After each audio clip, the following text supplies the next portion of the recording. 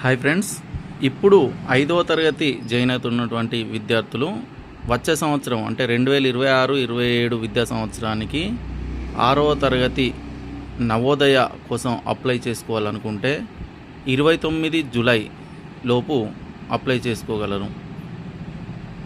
ఇది అప్లై చేసుకోవడానికి కావాల్సినటువంటి పత్రాలు ఆధార్ కార్డుకు ఏ ఫోన్ నెంబర్ అయితే లింక్ ఉందో ఆ ఫోన్ మాత్రం కంపల్సరీ ఉండాలి.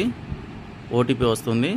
తర్వాత ఫోటో, పేరెంట్ యొక్క సిగ్నేచరు, స్టూడెంట్ యొక్క సిగ్నేచరు, కుల ధృవీకరణ పత్రం, ఓబీసీ అయితే ఓబీసీ క్యాస్ట్, తర్వాత ఎస్సీ ఎస్టీ అయితే కుల ధృవీకరణ పత్రం, బీసీ అయితే ఓబీసీ సర్టిఫికేటు కంపల్సరీ.